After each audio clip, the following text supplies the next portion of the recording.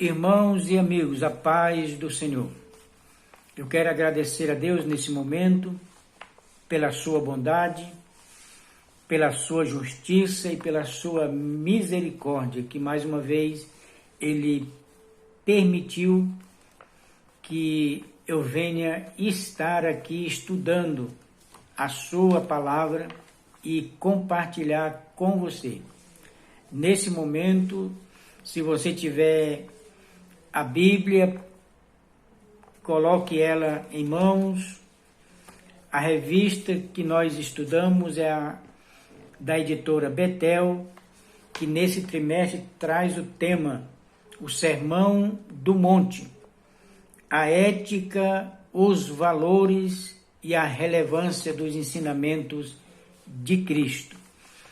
E desta feita nós estaremos estudando a lição de número 9, que traz o tema o tesouro no céu, a candeia e a busca do reino. Antes de dar início o nosso estudo, se inscreva nesse canal, deixe o seu like,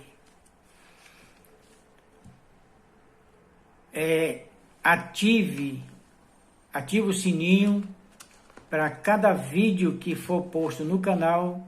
Você que está inscrito, se o sininho estiver ativo ou ativado, ele vai chegar até você e é bom que você se inscreva, deixe a sua opinião, deixe a sua sugestão. Irmãos e amigos, vamos dar as mãos, vamos fazer esse canal crescer, vamos para alcançar mais vida, mais pessoas, porque é de muita relevância para que nós juntos semeamos, expandimos, esse canal venha alcançar mais pessoas. Então, é bom que você que passa pelo canal se inscreva e dê a sua sugestão para o crescimento, para aperfeiçoamento, para o melhor que a gente possa oferecer.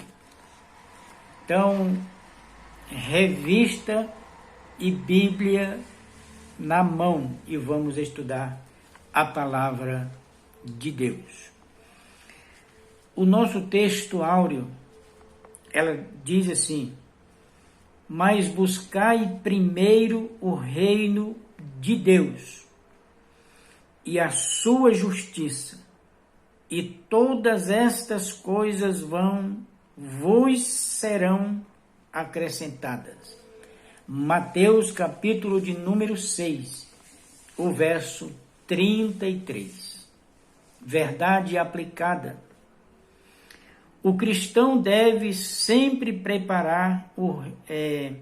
propagar o reino de Deus e promover a justiça de Deus por intermédio da evangelização e do amor ao próximo. Objetivos da lição são 3.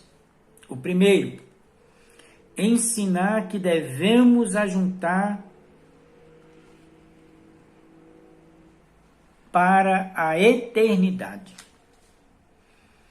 Segundo, devemos discernir entre o que é eterno e passageiro. E terceiro, listar as necessidades do reino como prioridade.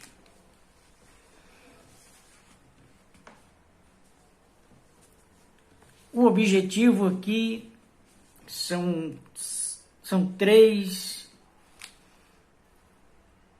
linhas de raciocínio, de pensamento, que vai ser aplicado nesta lição. Os textos de referência estão em Mateus, capítulo de número 6, o verso 19, o 20, o 21 o 22 e o 23.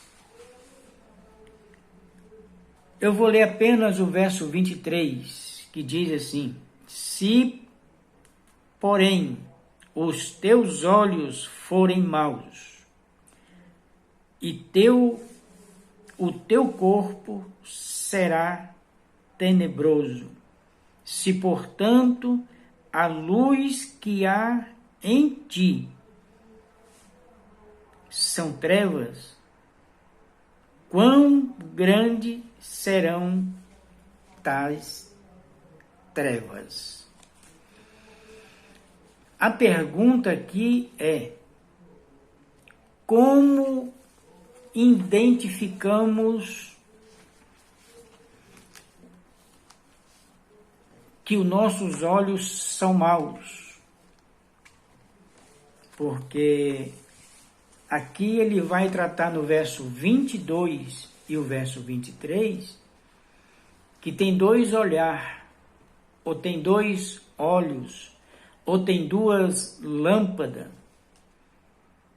E como nós vamos perceber que o nosso olhar, ou o nosso olho, está aceso ou está em trevas? Observe, no decorrer da lição, fique bem atento, porque nós vamos descobrir, para que nós venhamos ficar atentos com nós mesmos, o nosso olhar, porque o olhar é a lâmpada do corpo, ou o olho, ele pode iluminar todo o corpo, internamente falando, como pode entenebrecer ou tornar escuro todo o nosso ser. Então, em outras palavras, há uma escolha a ser feita. Eu gosto de passar para você leituras complementares, porque elas são de suma importância para a nossa ampliação da revista e do pensamento. Provérbios, capítulo de número 4, o verso 27. Retira o teu pé do mal. Aqui ele está resumido. Você vai lá, confere o versículo e amplia aí um pensamento, uma opinião. Segunda referência, Provérbio de número 15, o verso 30. A luz dos olhos alegra o coração. E Isaías 51 e o verso 8. Mas eu sugiro que você leia o verso 7 e o verso 8. É de suma importância. O resumo do versículo está aqui: a justiça do Senhor dura para sempre. A quarta referência, Mateus capítulo 6, do 26 ao 36, que está resumido aqui: a ansiosa solicitude pela nossa vida. A quinta referência, Mateus 15, 7 e 8, a hipocrisia dos fariseus. E a sexta referência, Lucas capítulo 12, do 13 ao 21. O resumo, a parábola do rico insensato. Introdução. Jesus nos alerta sobre o valor das coisas espirituais em comparação com as coisas materiais. Seu enfoque está na durabilidade e valor daquilo que estamos ajuntando em nossa vida. É preciso ressaltar aqui para nossa atenção. Observe, sempre que Jesus se refere à nossa vida cotidiana ou terrena, ele deixa bem claro que esta vida é passageira, ela é transitória, ela é temporal. E sempre que ele eleva seu ensino no vertical ou no ângulo espiritual, ele vai trazer, abordar e ressaltar que quando se trata do ângulo espiritual, é permanente, é eterno, é para sempre. Por que ele faz questão de frisar e nos mostrar as duas dimensões, para que haja um entendimento para mim e para você, que entre o espiritual e o temporal há uma diferença. O tesouro no céu, ponto 1. Esta passagem nos ensina a colocar nossa confiança em Deus e não nas coisas terrenas, materiais. Como em todo o sermão, o cerne da questão é o coração. Um coração puro buscará os tesouros celestiais.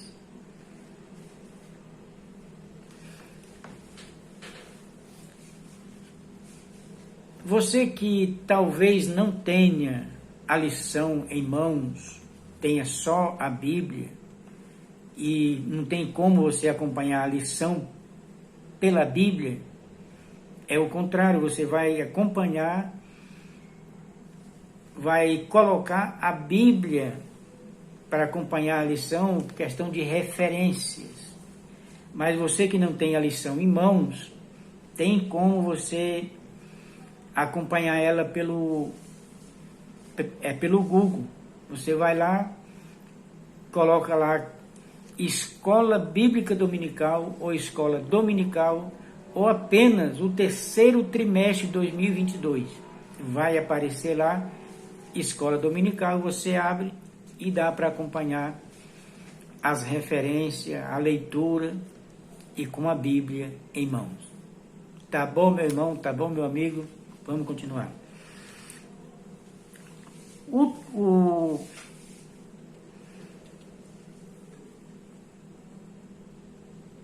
1.2, que é apenas o que eu vou ler aqui, diz assim, o subtópico: evitar supervalorizar aquilo que o ferrugem pode consumir. Eu escolhi esse subtópico porque eu achei ele bem interessante. Não que os outros não sejam, mas até mesmo para ganhar tempo. A palavra traduzida por ferrugem ou o mofo significa literalmente o que come.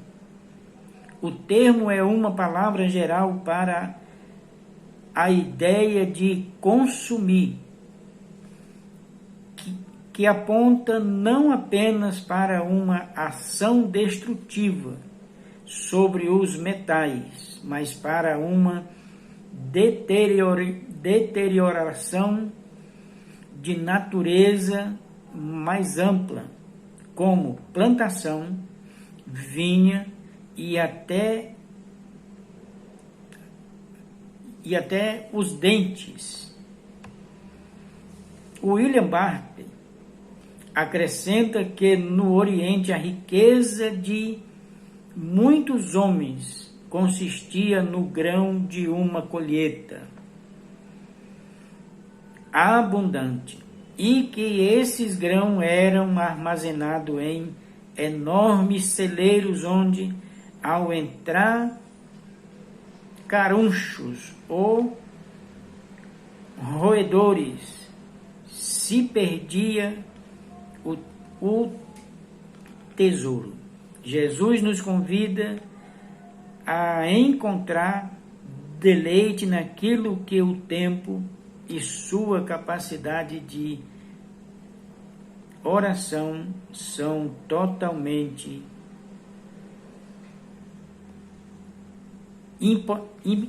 impotentes. Então, observe, esse subtópico 1.2, ele traz um alerta para nós. Jesus aqui ele não está proibindo ninguém de construir, de plantar, de colher, de ter suas conquistas. O que ele está nos alertando aqui é para que o nosso coração não seja apenas no terreno, no material, no transitório, no temporal. E isso é importante para os nossos objetivos, nossas expectativas, nossos sonhos, nossas conquistas, sim, mas desde a lição de número 6 que ele vem tratando do questão do coração, das motivações, o que me impulsiona, aonde estão as minhas forças, e o meu olhar está fixado aonde? É nesses tesouros que ele me dá a destreza, me dá a força, me dá a saúde, para que eu consiga? Ou eu tenho que dizer para mim mesmo e para o meu coração, ou buscar em mim a gratidão e o reconhecimento, que embora eu tenha conquistado, mas tudo vem dele. Então o meu coração não tem que estar nas minhas conquistas, mas naquele que me dá a possibilidade de conquistar.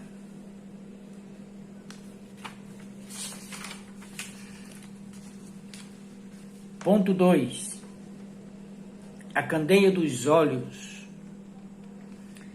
O discurso segue agora. Jesus fala acerca da visão, da capacidade de discernir o que é de valor eterno do que não tem valor e é temporal. A visão determina a direção e a qualidade de uma vida.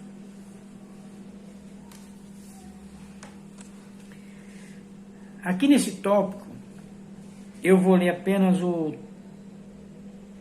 subtópico 2.3, que tem como o tema aqui, os donos do coração. E é bom observar aqui que quando ele está dizendo aqui os donos do coração, é as minhas motivações, é os meus interesses, os meus desejos,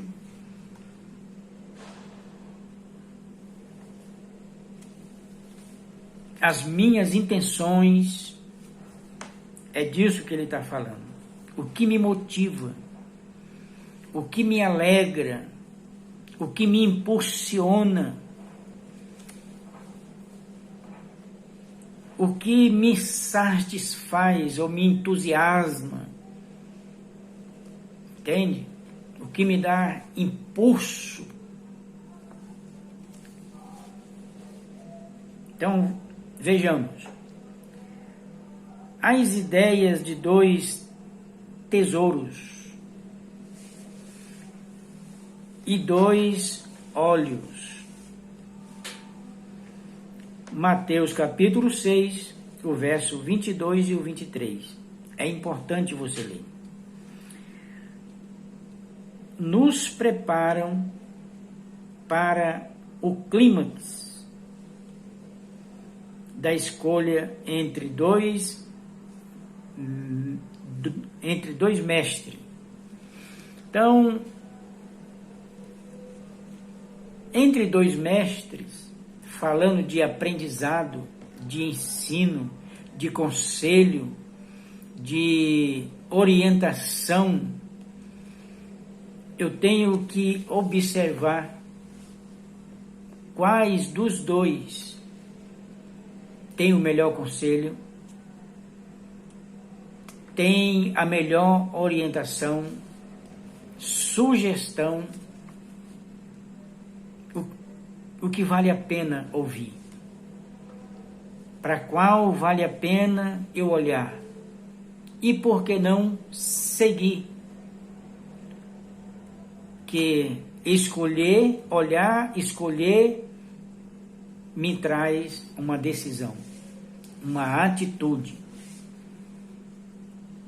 E eu estou entre dois grandes mestres. Quais dos dois eu vou ouvir? Eu vou seguir. Eu vou pôr em prática. É o temporal?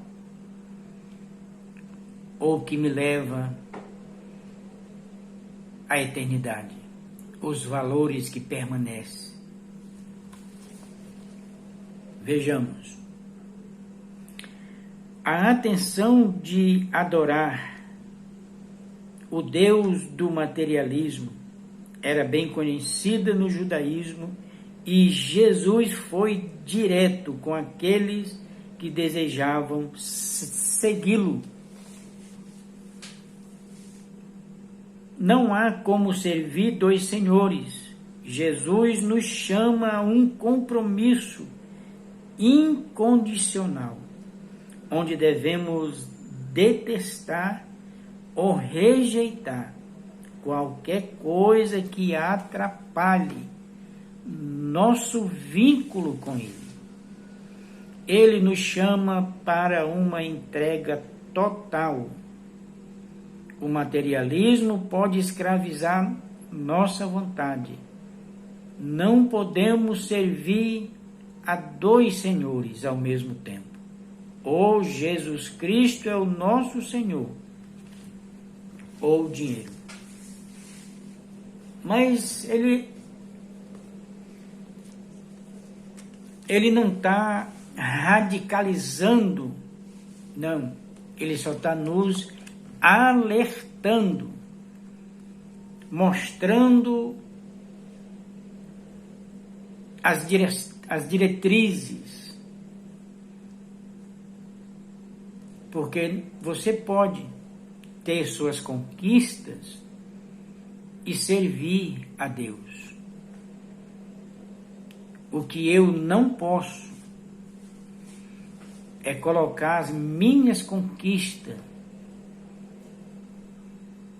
acima de Deus, porque, para começar, tudo que eu conquistei, você conquista e conquistou, é porque Deus lhe deu a possibilidade. Eu sugiro que você dê uma olhada em Lucas, capítulo de número 18, a partir do verso 18. Lá vai falar de um jovem rico ou do homem rico, o qual ele faz uma pergunta para Jesus, preocupado, como que se estivesse sentindo falta de alguma coisa. E ele pergunta para Jesus o que ele pode fazer para herdar a vida eterna. Eu percebo ali que ele olha para os seus tesouros, para as suas conquistas e para a sua riqueza, mas ele sente falta de algo. Ele entende que ali não é o suficiente. E por que eu entendo isso que ele está percebendo? Porque Jesus pergunta para ele: você pratica os mandamentos ou vive? E ele responde para Jesus: desde a minha mocidade. Então observe que ele conhecia as instruções, os caminhos da vida, mas ao mesmo tempo ele queria conciliar ou igualar os tesouros de Deus com os tesouros terrenos. E eu tenho que fazer uma escolha.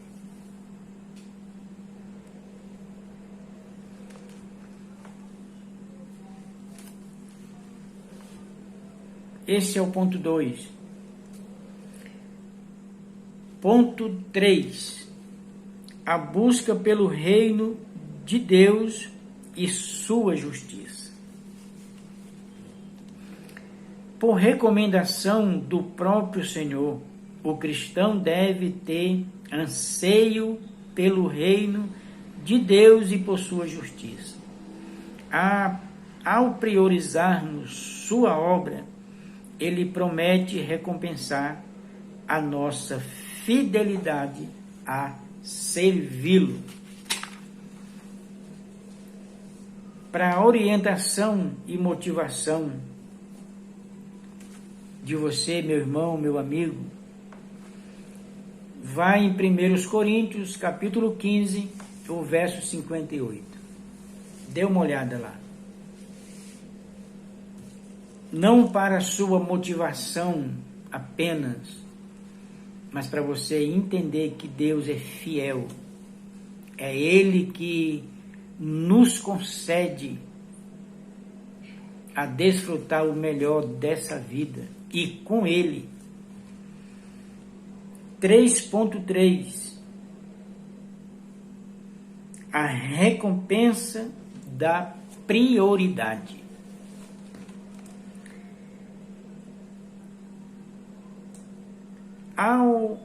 Ao listar a prioridade do reino, Jesus fez uma importante declaração para aqueles que são seus discípulos.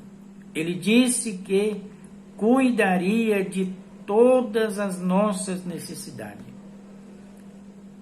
Isto não significa que ele nos concederá todos os tipos de desejo ou coisas que nos agradam. Diz que ele nos suprirá. Se Deus é nossa prioridade, ele cuidará de nós. Como filhos de Deus, somos chamados a depositar toda nossa fé com confiança e esperança apenas nele. Nossas decisões devem girar em torno de Deus e seu reino e justiça. Devemos ser sempre a prioridade.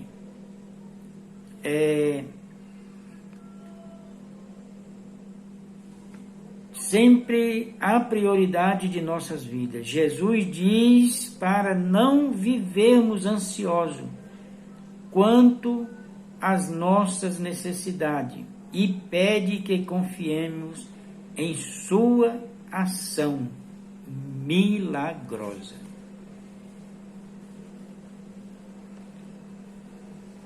Eu sei que há muitas perguntas, há muitos questionamentos. E nenhum de nós, nem eu e nem você, consegue explicar e convencer determinadas questões para mim e para outro. Porque é muito complexo Uma coisa eu sei sem medo de errar. Por mais que você olhe o cenário caótico do mundo, no meio da sociedade, os desníveis, uns têm mais, outros têm menos. Isso é uma questão milenar. Nós temos um salmista, por nome Asaf, aonde ele se pegou observando e demasiadamente desejando grandes conquistas e se questionando por que alguns conseguiam tanto e ele parece que não conseguia nada. Dá para a gente entender. Mas ele só veio entender e ter essa resposta. Salmo 73, dê uma olhada lá. Quando ele entrou no templo do Senhor, foi que ele veio entender. Parece que ele comparou os valores. Lembra dos dois olhos, ou dos dois olhares? Ele percebeu que ele estava fixando o seu olhar em coisas passageiras. E aquilo gerou nele uma angústia, um questionamento, um desespero, uma ansiedade. Mas quando ele entrou no templo de Deus, por que não na presença de Deus, e Deus lhe esclareceu. Então, irmãos e amigos, aplique o seu coração em Deus, porque tudo vem dele e tudo é para ele, inclusive eu e você. Conclusão.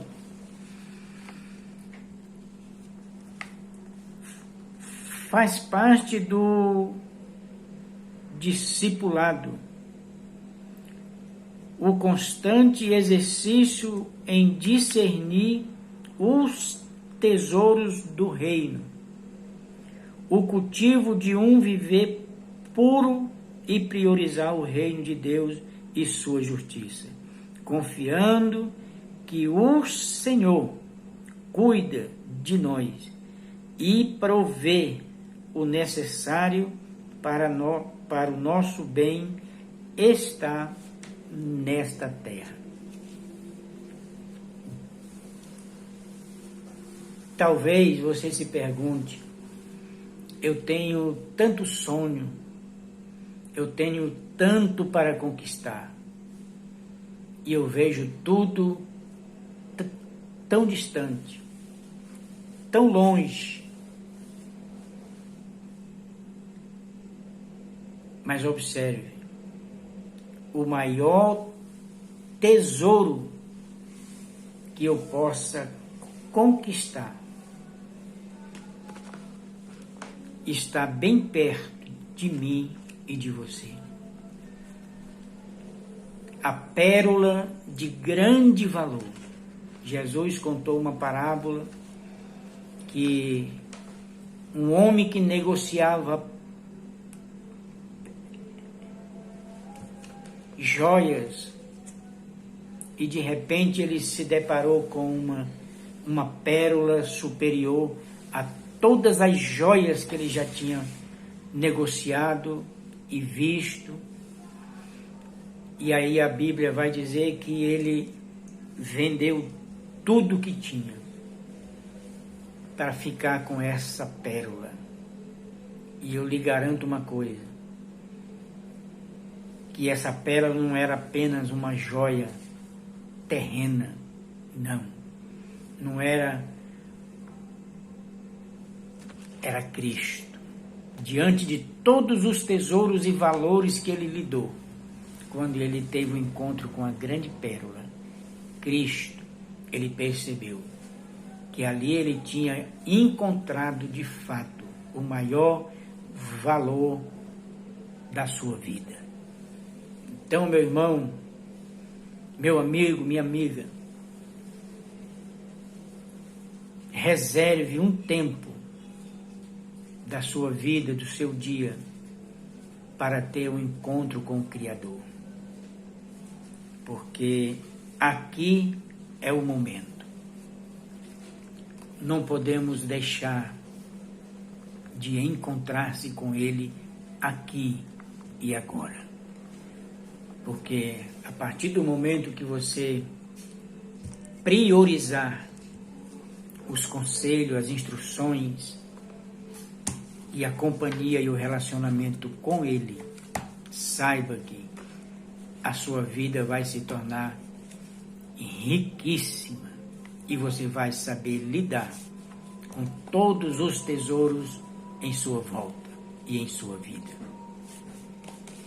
Então, mais uma vez, deixe o seu joinha, deixe a sua opinião, a sua sugestão, se inscreva e compartilhe o máximo que você puder. Vamos fazer crescer, porque para crescer eu preciso de você, nós precisamos dar as mãos. Você compartilhando, você dando o seu joia, você dando a sua sugestão e opinião. Nós vamos caminhar junto. Jesus no centro vai nos conduzir aonde Ele quer que nós chegamos. Amém? Até o próximo. Se Jesus não voltar, estaremos juntos na próxima semana. Tchau.